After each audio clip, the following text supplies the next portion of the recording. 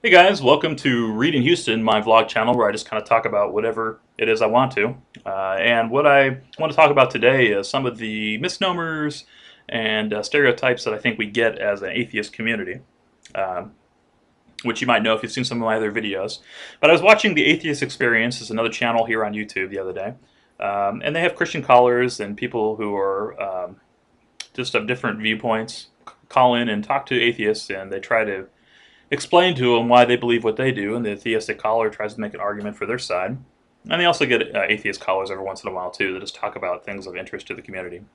Well, I think it was like episode 751. They had a caller call in, and they were discussing, why this caller was a Christian. He was talking about the creation of the universe and all these kind of things you might hear about typically of a Christian caller and the arguments for Christianity.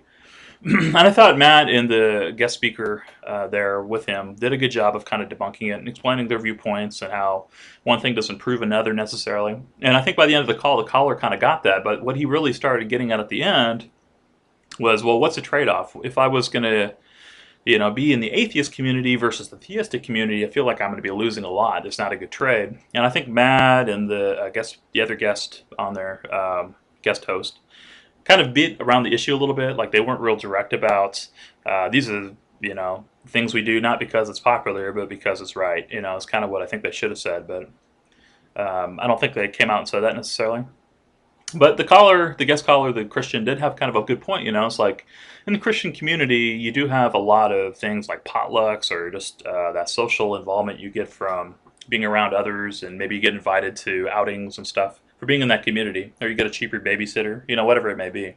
And people who have the same tenets kind of tend to trust each other, so you have that network going for you. Whereas an atheist community, you don't really have that strong structure unless you're in a system and you have to be part, and you happen to be part of a group through meetup.com, which is a good resource if you're atheist and looking for others to think like you. I'd recommend meetup.com. Or just know some groups, like I am part of one here in Houston that gets together, but it's pretty rudimentary and it's kind of based on like historical teachings of other atheists that we find interesting, and then we'll get together and go eat lunch or something like that. But I think we need more of that in our atheist community. I think we need more involvement together, and maybe some differentiating stuff. Like maybe we need to go out and do some fun activities together that aren't necessarily just sitting down and being indoctrinated with our particular beliefs. Um, because we're basically just objecting to beliefs. We're objecting to theistic claims. Not really, and though so many of us do share the same ideas, it's not really what we're about. We're not Christians, we're not Muslims, we're not Buddhists because we don't believe those things to be true. And I don't think anybody should ever not be an atheist just because they think there's more benefits in something that's not necessarily true. Like I would never choose to be a Christian, tell everybody I was a Christian because if I didn't really believe that, which I don't, just to get the perks, just to go out and get the potluck or to go see your friends every Sunday or Wednesday or whenever that is, and not really believe those things to be true. I'd rather be more intellectually honest with myself and with other people that I come in contact with. And that's one of the reasons why I really trust atheists a lot, and I think they get a bad rap. And I think atheists really are trustworthy because they're willing to come out and say, I don't really believe in this, and I know it's not going to make me popular and I'll be in the minority, but I believe it to be true, and I'm not afraid to say it, versus a Christian who, or a fake Christian really, who would just kind of stay in the group so they're not stigmatized, so they get the better jobs for whatever. So I think people should really start viewing atheists as honest people. I really do, because I think they are intellectually a lot more honest than many other people out there who might be kind of closeted atheists. And I believe there's probably more of those than we think. I don't think there's just a small minority of people who really have the scientific and all the other evidence kind of click, and they can come to that conclusion. I believe there's a lot more smart people out there than we give credit to. So anyway, so that's the main thing. I was just, first of all, don't not be an atheist because you don't think you're going to get the perks.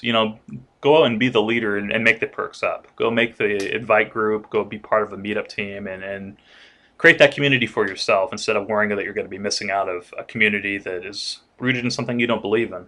So that's the first point.